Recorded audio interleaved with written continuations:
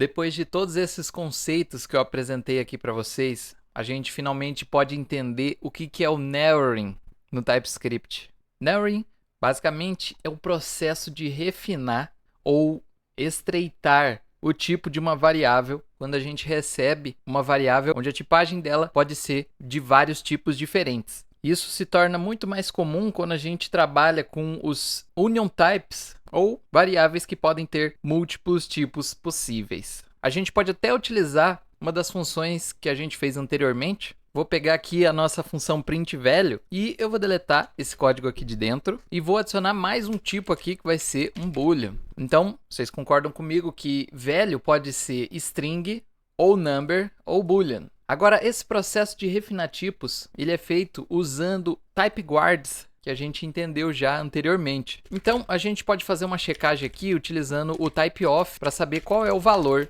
dessa variável. Então, se eu verifico se o tipo de velho é igual a string, dentro desse bloco de código, a tipagem de velho vai ser string. Só que se eu vejo a tipagem de velho fora aqui do bloco de código, vocês notam que continua sendo string, ou number, ou boolean. Porém, se eu coloco um return aqui, isso significa que assim que a tipagem de velho for string, o código vai cair aqui dentro e a função vai retornar aqui mesmo. Isso significa que ela não vai continuar.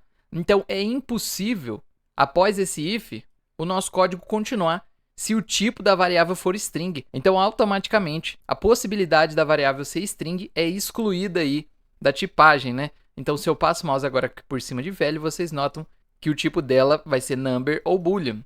A gente pode fazer a mesma coisa aqui com outra checagem, né?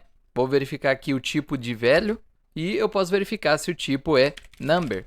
Então, aqui dentro, velho, com toda certeza, vai ser do tipo number. Se eu coloco um return aqui dentro, agora só sobrou um único tipo válido aqui pra gente, que é o boolean. Então, se eu passo o mouse aqui por cima, vocês notam que a gente tem aqui a nossa variável velho e o tipo dela é um booleano. Só para reforçar, se o código continuar após esses dois ifs, isso significa que o tipo da variável não é nem string nem number. Então, só resta um tipo aqui para ela, né, que é o boolean, que foi um desses três tipos que a gente passou aqui. Essa é uma forma de fazer o refinamento de tipos. Vou mostrar um outro exemplo aqui para vocês, aqui dentro mesmo, onde a gente pode estreitar aqui, né, fazer o narrowing dos tipos de forma combinada. Então, eu estou verificando aqui se o tipo de velho é igual a uma string, mas eu posso verificar também se o tipo de velho é igual a uma string ou se o tipo de velho é igual a number. Então, agora, aqui dentro, o nosso velho vai ser string ou number. Então, vocês notam que eu utilizei o operador ou aqui dentro do nosso if, né? O operador lógico ou. Ó, se eu colocar o operador e, isso aqui não vai fazer o menor sentido, né? Não tem, ó. Da never aqui. Never, traduzindo, é nunca, né? Então, isso é impossível de acontecer. Nunca que o tipo de uma variável vai ser string e number ao mesmo tempo, né? Então, logo aqui fica completamente inválido, né? Mas se a gente põe um ou aqui, funciona certinho, né? Agora, aqui dentro desse if, velho é string ou number, e fora só restou a nossa... E fora só restou aqui o nosso boolean, né? Então, tá aqui o nosso boolean. Seguindo de novo, um dos exemplos que a gente já viu anteriormente, a gente tem duas classes aqui, o cat e o dog, né? O gato e o cachorro. E dentro da função aqui makeSound, eu estou recebendo um parâmetro chamado animal, e ele pode ser ou o dog ou o cat. E como nenhuma dessas duas classes tem métodos ou propriedades iguais, se eu tentar utilizar o autocomplete do VS Code, ele não vai me sugerir nada. Olha só, eu posso dar um Ctrl espaço aqui e ele não me sugere nada. Isso é porque eu preciso ter certeza de qual que é o tipo dessa variável antes que eu possa fazer qualquer coisa com ela, né? E aí, uma outra forma de fazer o refinamento de tipos, né? O narrowing, é utilizando o nosso typeguard instance_of. Então aqui eu vou verificar se animal instancia de dog. Então, só vai cair dentro desse if quando animal for um objeto instanciado da nossa classe dog.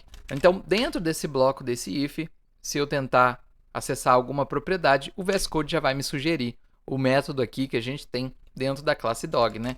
Então, a gente basicamente teria aqui uma instância, né, da nossa classe dog, é quando a gente faz um new e aí a classe, ele vai criar um objeto aí que é uma instância dessa classe e a gente passa para cá, né? Então, quando a nossa variável aqui for a instância de dog, a gente vai ter o método da classe dog.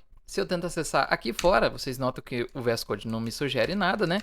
Mas se eu coloco um return aqui dentro desse if, vamos relembrar mais uma vez, se o código prosseguir, ou seja, quando o código chegar exatamente nessa linha, significa que ele não passou pelo if. Se ele não passou pelo if, é impossível do código ter retornado se a instância for dog, né? Então, automaticamente ele exclui a possibilidade da nossa variável animal ser dog. Então, isso leva a gente a concluir que animal agora, com toda certeza, vai ser um cat.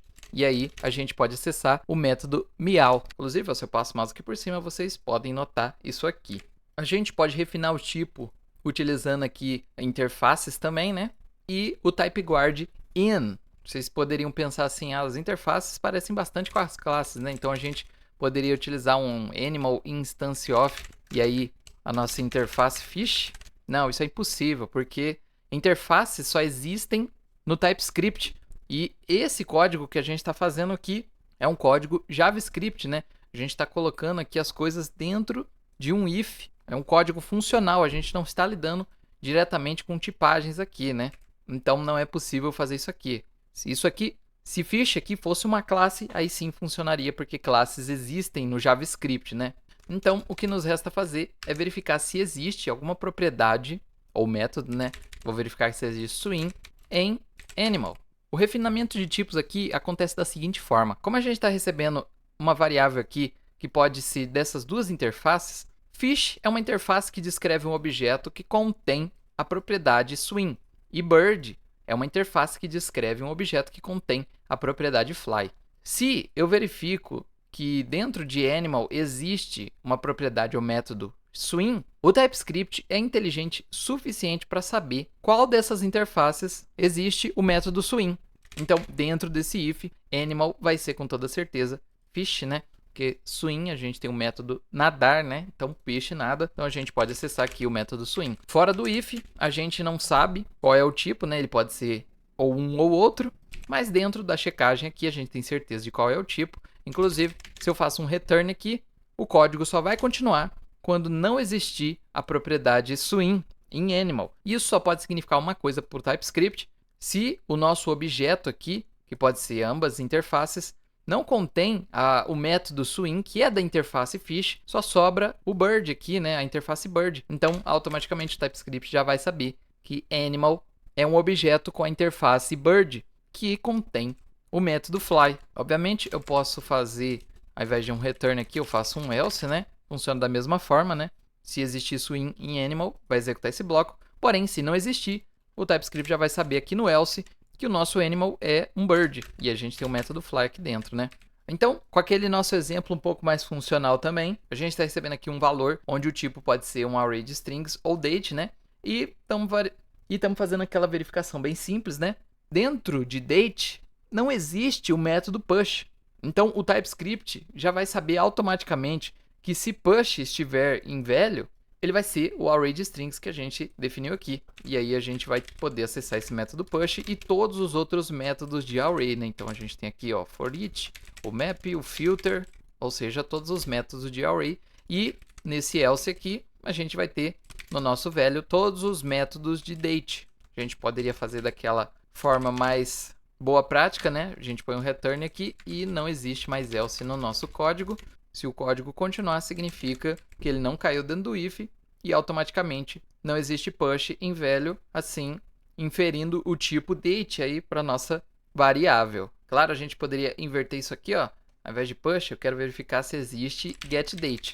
Não existe getDate dentro de um array, então automaticamente o TypeScript vai saber que o nosso valor é uma date, né? E aí aqui fora agora ele se torna um array de strings, né? A gente pode utilizar o conceito de valores truth e false do JavaScript também aqui na tipagem do TypeScript com os refinamentos de tipos, né? Eu declarei aqui que velho pode ser uma string ou nulo. Então, eu posso fazer uma checagem aqui, verificando se velho é igual a nulo. Se for, eu vou retornar o código aqui mesmo. Porém, se não for, eu posso utilizar, por exemplo, um to uppercase aqui, né? Para deixar a nossa string toda em maiúscula. Se eu não tivesse essa linha de código aqui, vocês notam que o TypeScript me diz aqui que velho possivelmente é nulo, né? E aí a gente teria aqui, por exemplo, utilizar aqui a nossa interrogação aqui para tentar acessar uma propriedade ou método dentro de uma variável que possivelmente é nula, né? Porém, a gente pode resumir isso aqui de uma outra forma. Como o nosso velho só tem um tipo real positivo aqui, né, que seria uma string, né? Isso significa que se a gente tentar comparar aqui o valor booleano aqui de velho, a gente pode refinar o tipo diretamente para uma string. Então, eu vou verificar se velho é um valor false. Então, o único valor false que a gente tem aqui é o nosso nulo. Obviamente, é possível também que o nosso velho aqui, ó, a gente pode passar uma string vazia. E aí, essa string vazia aqui vai contar também como um valor false e o código ele vai retornar, né? Mas durante o desenvolvimento é bem incomum a gente querer receber strings completamente vazias, né? A gente quer uma string aí com algum valor dentro, por exemplo, um nome. Então, é bem comum fazer dessa forma aqui. Se o valor dessa nossa variável velho for um valor false, ou seja, se for nulo, o código vai retornar. Isso significa que se o código continuar, o tipo da nossa variável velho não tem como ser nulo. Então, aqui vai ser com total certeza uma string. A mesma coisa vai acontecer se a gente definir aqui undefined ou nulo ou undefined. Então, quando a gente faz essa verificação aqui, a gente remove aí os tipos false da nossa variável, né? Então, aqui ela pode ser nulo, undefined ou nossa string. Porém, se for false, o código vai retornar. Se o código continua, significa que não é possível que a variável seja false. Então, aqui a gente vai ter uma string com toda certeza. Se a gente fizesse só dessa forma aqui, ó, verificando se é igual a nulo, agora aqui diz que é possivelmente indefinido, né? Antes dizia que era possivelmente nulo e aqui é possivelmente definido. Então a gente teria que verificar os dois ao mesmo tempo, né?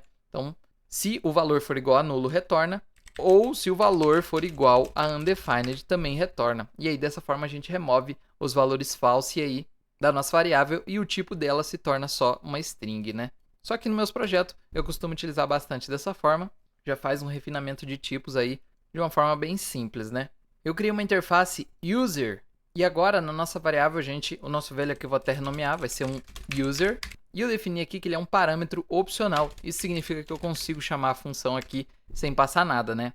Dessa forma, nosso user ele pode ser undefined também. Então ele pode ser um user ou undefined. Ó, se eu definisse que o parâmetro é obrigatório e a tipagem é user ou undefined, eu teria que passar um undefined aqui se eu não quisesse passar um user, né? Mas definindo a propriedade como opcional, ele já infere aí que o tipo pode ser undefined também, né? E aí eu não preciso passar aqui um user para dentro da função. Mas vamos entender o que está acontecendo aqui.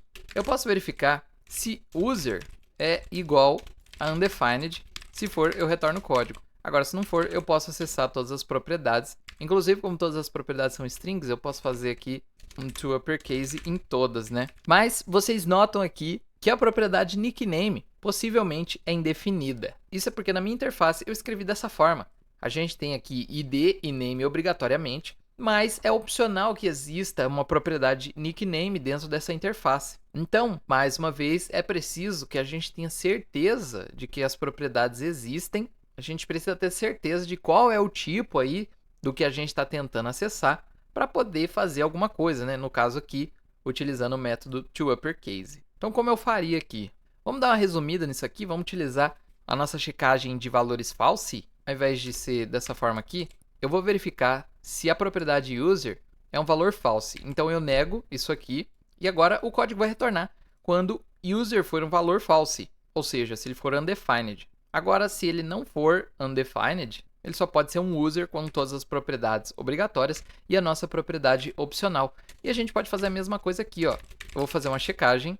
Se user.nickname, quando a gente faz dessa forma, a gente verifica se essa propriedade aqui é truth, um valor verdadeiro. Se for, aqui dentro desse bloco, a gente pode utilizar aqui com toda certeza nosso método toUpperCase. E ele não reclama, né? A gente poderia inverter essa situação, né? Se eu coloco para negar essa condição, agora eu estou verificando se nickname é um valor false. Então, eu posso falar que o código vai retornar, nesse caso, se for, né? E se o código prosseguir, aqui embaixo, nickname não pode ser mais undefined. Então, se eu passo o mouse aqui por cima, vocês notam que ele pode ser uma string ou undefined, mas depois de verificar se ele é false e retornar o código, isso remove os valores false da tipagem. Então, agora, nickname, com total certeza, é uma string. Vamos para um último exemplo aqui bem legal. Eu criei essas três interfaces e elas estão ligadas entre si, né?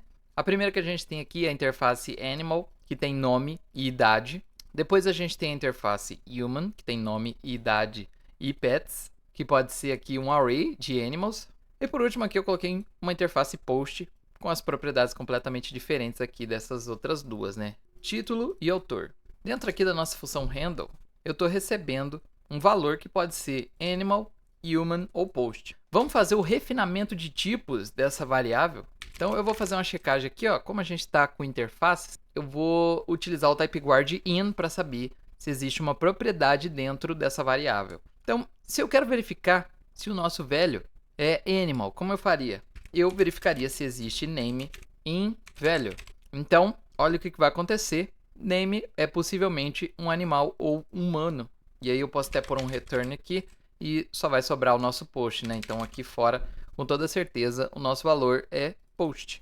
E ele contém aqui, ó, título e autor.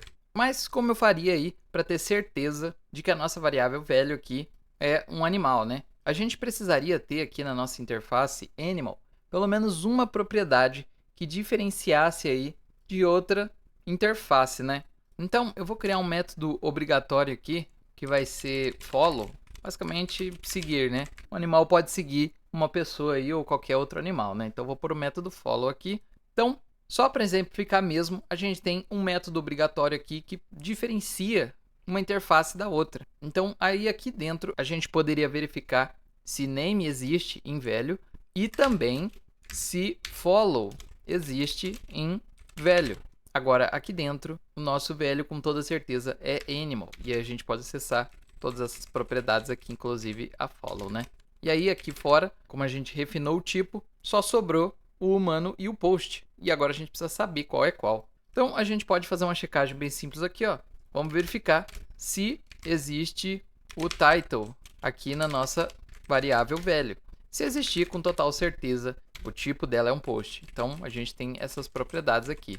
E aí eu posso retornar o código e, se o código prosseguir, a gente tem certeza que não é nem animal, nem post. Então, só sobra um, que é o human. Então, se eu passo o mouse aqui por cima, vocês notam que é exatamente esse o tipo da nossa variável. E aí eu posso acessar name, age e possivelmente pets, né?